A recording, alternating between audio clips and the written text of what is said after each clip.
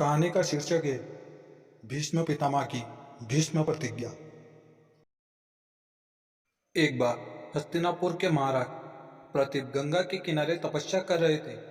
उनके रूप सौंदर्य से मोहित होकर देवी गंगा उनकी दाहिनी जांघ पर आकर बैठ गई। महाराज यह देखकर आश्चर्य में पड़ गए।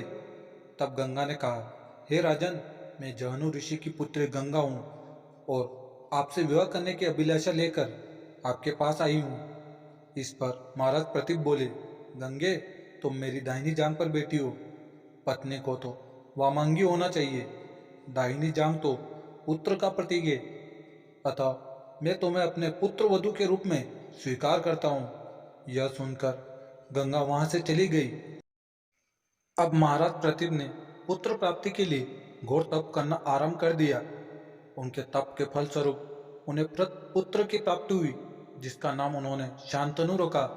शांतनु के युवा होने पर उसे गंगा के साथ विवाह करने का आदेश दे महाराज प्रतीप स्वर्ग चले गए। पिता के आदेश का पालन करने के लिए शांतनु ने गंगा के पास जाकर उनसे विवाह करने के लिए निवेदन किया। गंगा बोली, राजन, मैं आपके साथ विवाह तो कर सकती हूँ, किंतु आपको वचन देना होगा कि आप मेरे किसी भी कार्य में हस्तक्षेप नहीं करेंगे। शांतनु ने गंगा के कहे अनुसार वचन देकर उनसे विवाह कर लिया। गंगा के गर्भ में महाराज शांतनु के 8 पुत्र हुए, जिनमें से 7 को गंगा ने गंगा नदी में ले जाकर बहा दिया और अपने दिव्य वचन में बंधे होने के कारण महाराज शांतनु कुछ न बोल सके। जब गंगा का 8वां पुत्र हुआ और वह उसे भी नदी में बहाने के लिए ले जाने लगी तो राजा शांतनु से रहा न गया और वे बोले, गंगे, तुमने मेरे 7 पुत्रों को नदी में बहा दिया, किंतु अपनी प्रतिज्ञा के अनुसार मैंने कुछ ना कहा। अब तुम मेरे इस 8वें पुत्र को भी बहाने जा रही हो। मैं तुमसे प्रार्थना करता हूँ कि कृपा करके इसे नदी में मत बहाओ। यह सुनकर गंगा ने कहा, राजन, आपने अपनी प्रतिज्ञा भंग कर दी है, इसलिए अब मैं आपके पास नहीं रह सकती। इतना कहकर गंगा अपने पुत्रों के साथ अंतर्ध्यान हो गई। तत्पश्चात महाराज शांतनु ने 36 वर्ष ब्रह्मचर्य व्रत धारण करके व्यतीत कर दिए। फिर एक दिन उन्होंने गंगा के किनारे जाकर गंगा से कहा, गंगे, आज मेरी इच्छा उस बालक को देखने की हो रही है जिसे तुम अपने साथ ले आ गई थी। गंगा एक सुंदर स्त्री के रूप में उस बालक के साथ प्रकट हुई और बोली, राजन, यह आपका पुत्र है तथा इसका नाम देवव्रत है। इसे ग्रहण करो। यह पराक्रमी होने के साथ विद्वान भी होगा। अस्त्र विद्या में यह परशुराम के समान होगा। महाराज शांतनु अपने पुत्र देवव्रत को पाकर अत्यंत प्रसन्न हुए और उसे अपने साथ हस्तिनापुर लाकर युवराज घोषित कर दिया।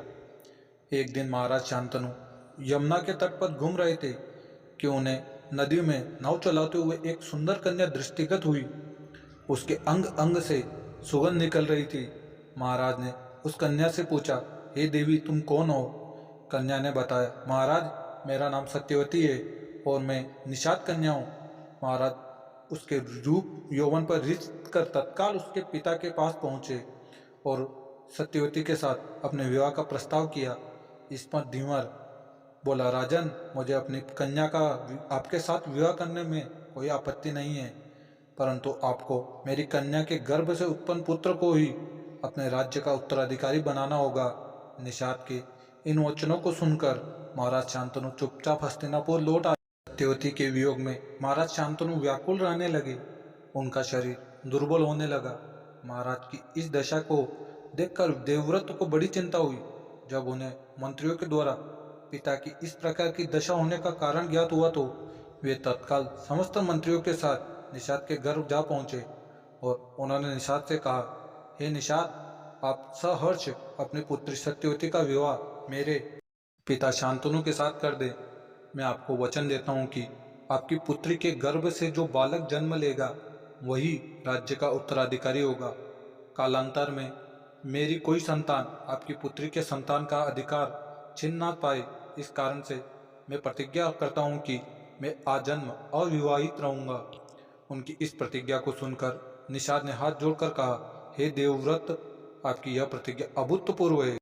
इतना कहकर निषाद ने तत्काल अपनी पुत्री सत्यवती को देवव्रत तथा उनके मंत्रियों के साथ हस्तिनापुर भेज दिया। देवव्रत ने अपनी माता सत्यवती को लाकर अपने पिता शांतनु को सौंप दिया। पिता ने प्रसन्न होकर पुत्र से कहा, वत्स, तूने पितृभक्ति के वशीभूत होकर ऐसी प्रतिज्ञा की है जिसे ना कि आज तक किसी ने की है और ना ही भविष्य में कोई करेगा। मैं तुझे वरदान देता हूँ कि तेरी मृत्यु तेरी इच्छा से ही होगी। तेरी इस प्रकार की प्रतिज्ञा करने के कारण तू भीष्म कहलाएगा और तेरी प्रतिज्ञा भीष्म प्रतिज्ञा के नाम से सदैव प्रख्यात रहेगी। तो यह थी भीष्म पितामह की भीष्म प्रतिज्ञा की कहानी। अगर कहानी अच्छी लगी हो तो वीडियो को लाइक करें, तो कमेंट बॉक्स में एक प्यारा सा कमेंट कर दें।